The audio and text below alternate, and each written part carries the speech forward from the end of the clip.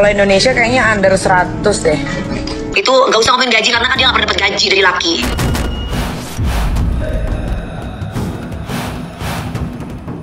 Apa jadinya jika dua aktris yang selama ini dikenal penuh kontroversial harus saling berhadap-hadapan? Bagaimana juga ketika keduanya terlibat perseteruan? Dan itulah yang terjadi dengan pedangdut Dewi Persik dan Nikita Mirzani. Ya, baru-baru ini keduanya terlibat perang kata-kata di media sosial. Bermula dari sindiran Nikita yang menyebut gaji pilot Indonesia di bawah 100 juta, pernyataan Nikita itu disinyalir menyindir calon suami Dewi Persik yang berprofesi sebagai pilot di sebuah maskapai penerbangan. Mengetahui calon suaminya disentil, Dewi Persik begitu murka. Dengan penuh luapan emosi, pedangdut yang kerap disapa DP itu menyerang Nikita sejadi-jadinya. Pedasnya ucapan DP terhadap Nikita menuai beragam komentar dari netizen. Tidak sedikit netizen yang menyayangkan ucapan DP yang menurutnya kelewat kasar.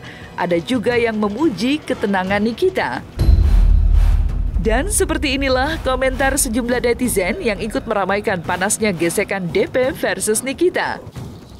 Mulutnya pedes banget. Tulis salah satu akun mengomentari pernyataan DP yang menyerang Nikita. Nyai santai banget ngomongnya, tapi jelek.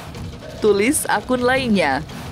Mami Niki sekarang lebih tenang jawaban-jawabannya, jadi lebih adem liatnya, gak ngotot-ngotot ngomongnya. Kata akun lainnya memuji sikap Nikita. Maka seperti inilah sengitnya perang kata-kata antara DP versus Nikita. Kalau nanya gajinya, tahu ya, tapi temen gue pernah bilang sih dia maskapai Garuda gajinya sekitar 70-80 juta paling besar kayaknya. Jadi kalau ada yang ngomongin gaji pilot, apalagi si Jengger ngomongin gaji pilot, itu nggak usah ngomongin gaji karena kan dia nggak pernah dapat gaji dari laki. Kalau Indonesia kayaknya under 100 deh. Gaji 200 juta itu termasuk kecil untuk mempertaruhkan nyawa. Jengger katanya nggak pernah nyolek gue. Sekarang lu nyolek gue, mendingan lu Jengger urusin anak lu, jangan ngurusin gue. Biarin aja, ngapain lu harus marah-marah sama anak lu? Dia kan mau ngikutin sejarah lu, Lu pakai colek-colek gue geler lu ya. Gila, hati-hati banget lu. Jadi kalau misalkan Jengger mau ngomongin gue, mendingan Jengger omongin tuh, gak usah ngomongin gaji laki gue. Gatel banget lu Jengger ngomongin laki gue. Perempuan kalau ngomongin laki orang. Kalau Jengger, gue kasih tahu nih sama lo ya. Kalau lu masih ngomongin gue lu ya, macem-macem lu Gak usah menang comor lu sama gua lu. Gak marah gua kalau sama Jengger, yang penting gak marah sama lu sayang TC. Gua marahnya sama Jengger. Gak usah ikut campur urusan orang. Gua gak pernah ngomongin lu Jengger ya. Sekali lu ngomongin gua, kena lu sama gua lu. Jengger, lu mendingan urusin anak lu. Biarin aja anak lu tuh mau tinggal di luar negeri kek, mau tinggal di mana kek, gak apa-apa Jengger. Gak apa-apa. Lagian kan kalau misalkan dia ngikutin sejarah lu, kenapa lu marah? Enggak, gue gak bakalan ribut. Gue gak bakalan ribut sama orang kalau gak ada jin. Gue gak usah khawatir. Yang ribut itu bukan lu, salah ngomong gitu sama gue, ya kan? Yang ribut salah, kalau lu ributin gue itu salah. Karena gue gak mau ribut sama orang. Orang itu yang ribut sama gue. Karena dia sepi, dia gak punya duit. Makanya dia mancing-mancing gue si Jengger. Mendingan Jengger urusin anaknya. Kalau gak apa-apa sejarahnya ibunya kan lu mikirin gaji gue. Mau Mas Ruli itu gajinya kayak gimana, itu urusan Ruli. Gaji si A, gaji pilot si A, gaji pilot si B aja beda-beda. Lah kalau lu gak usah ngurusin itu. Lagian juga lu gak tahu diri Jengger. Udah dibaiki sama Kak Fitri. Siapa lu kalau gak ada Kak Fitri lu? Hidup lu semua dimodal-modalin sama Kak Fitri. Kalau gak ada Kak Fitri lu apa? Lu cuma sebongkah pisang. Jengger sopo sih? Nyanyi ayo gak iso. Suaranya yo melenceng-melenceng mana-mana. Joget yo gak iso. Nah, ngomongin gue, lu ngaca lu ngomongin gue. Lu ngomongin gue tuh ngaca, lu siapa mau ngomongin gue? Lu lagi sepi ya, gak ada job ya, makanya lu ngomongin gue ya. Karena kalau misalkan lu sentil ini gak naik-naik lu Jengger, makanya lu sentil gue. Gak usah ngomongin gaji orang tuh beda-beda. Dia cuma bilang sama aku, ini ujian kamu kan mau konser lagi, ya mungkin ada aja cobaannya sama Allah. Apa iya Dewi Persik, kamu cuman enak aja dapet duit tapi kamu gak diuji sama aku. Makanya Allah uji kesabaranku dengan ujian yang kayak gini. Jangankan mantan suami ya, tetangga sebelah rumah aja kalau kita buka aibnya pasti marah, kan gitu aja. Itu simpel, jadi itu logis gitu. Tidak ada orang yang bersedia untuk mengekspos sisi buruk dirinya secara sengaja. Jadi kalau kita bicara tentang manusia, dia punya 4 jendela. Nah, ada yang disebut dengan hidden window. Nah, jendela tersembunyi ini memang sengaja disimpan setiap orang. Ya, di dalamnya ada dosa-dosa misalnya ya, aib-aib, perilaku-perilaku yang tidak mau diketahui orang, dan itu sangat wajar. Nah, ketika ada orang lain yang kemudian membuka jendela itu tanpa izin dan tanpa kesepakatan, ya sudah pasti orang tersebut akan terganggu. Dan ini bukan hanya satu pihak, tapi kedua belah pihak saling membuka jendela tersebut yang akibatnya justru memperkeruh gitu kalau bagi saya. Memperkeruh masalah yang sebenarnya harus diselesaikan dulu, dituntaskan dulu supaya tidak menjadi momok. Kematangan masing-masing untuk meredam diri, kemudian berpikir dulu nih, dan tidak melibatkan banyak pihak untuk menyelesaikan masalah. Pedasnya ucapan Dewi Persik sudah menjadi rahasia umum. Akibat ucapannya pula, janda Angga Wijaya itu kerap berseteru, baik dengan rekan sesama artis maupun dengan para haters. Dan yang masih hangat perseteruannya dengan mantan suami pertamanya, King Saipul Jamil. Sengitnya perseteruan di antara keduanya hingga membongkar urusan ranjang membuat banyak orang geleng-geleng kepala. Dan buntut ucapannya di media sosial, pihak Saipul Jamil melalui kuasa hukumnya resmi melaporkan DP ke Polda Metro Jaya dengan tuduhan pencemaran nama baik. Lantas, benarkah dalam waktu dekat DP akan segera dilakukan pemeriksaan? Jadi begini, terkait mengenai laporan daripada King Saipul Jamil, bahwa saya bisa meyakini bahwa ini akan berjalan dengan baik. Kalau dibilang adem-adem ya tidak, karena memang kita harus taat kepada aturan-aturan bagaimana rule daripada pihak Polda Jaya menjalankan laporan tersebut, seperti itu. Jadi saya pastikan untuk di minggu depan King Saipul Jamil akan diterima untuk diperiksa untuk sebagai pelapor, seperti itu. Artinya ada proses. Oh iya, ada prosesnya ya. Di tingkat Polda biasanya 15 hari sampai 20 ya. Semoga memang sih kalau saya lihat di minggu ini harus. Tapi saya yakini ya, sekali lagi saya yakini minggu depan King Saipul Jamil akan diperiksa, seperti itu. Tanggapan Bang Ipul hanya menyampaikan alhamdulillah ya. Karena hanya kepadanya dia berdoa. Selalu berdoa, mohon keadilan. Karena kenapa? Keadilan itu penting sekali untuk Ipul. Karena dulu pun seperti itu. Ipul salah, tentu ditindak. Kenapa? Karena kesalahannya. Tidak ada yang kebal hukum di negara kita, hanya itu. Pertama, untuk DP, gunakanlah ya kan media yang sebaik-baiknya.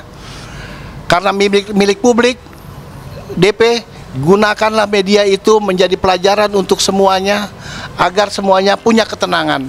Lakukan yang terbaik, jangan menghujat orang lain, jangan menganggap kecil. Apa yang disampaikan pasti berimbasnya yang tidak baik.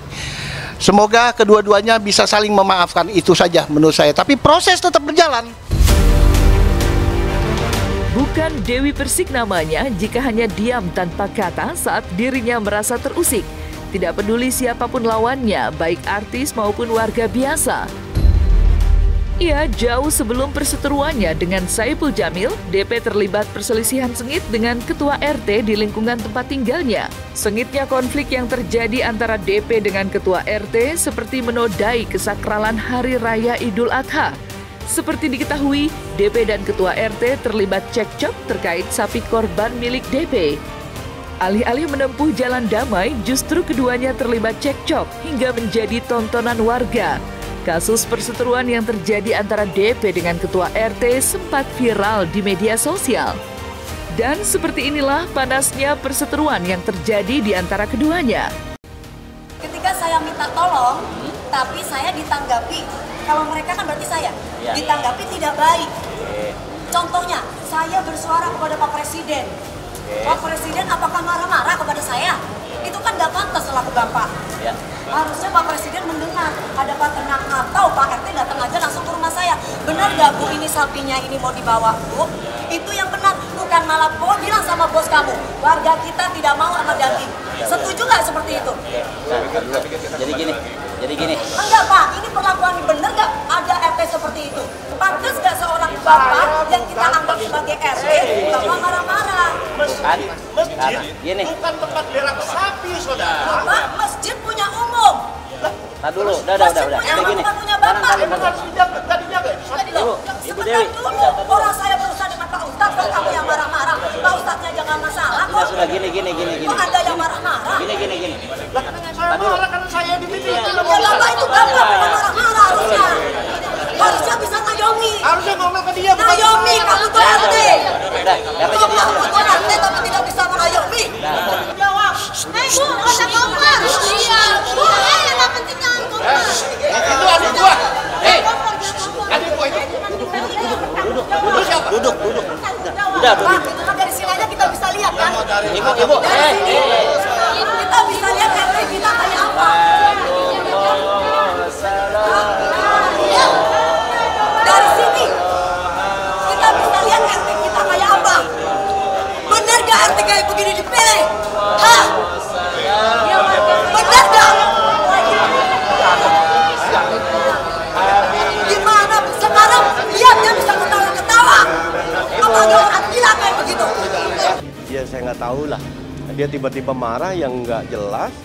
Lah maksud saya cuma bilang, Bapak, bisa nggak Bapak tidak emosi, Pak?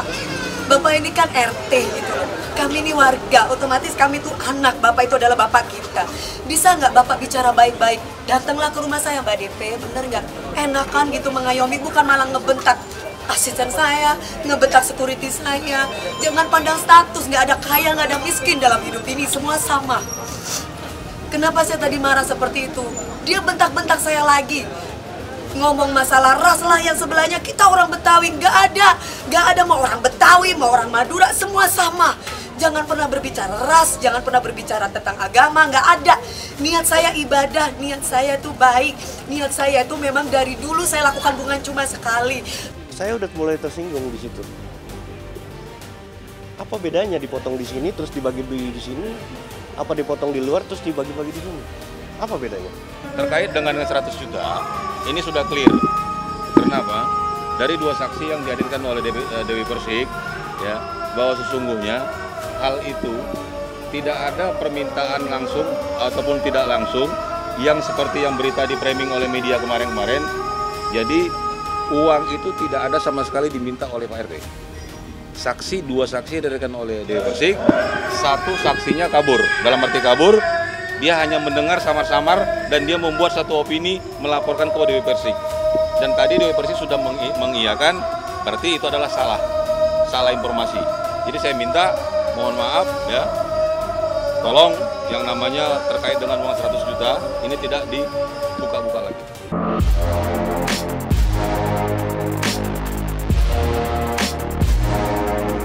Nah, selesai sudah Cumi Lovers? Saksikan terus Cumi Camp In-Depth, kabar lengkap, mendalam, dan akurat dari narasumber terpercaya. Dan jangan lupa untuk like, subscribe, dan juga share channel YouTube Cumi Cumi.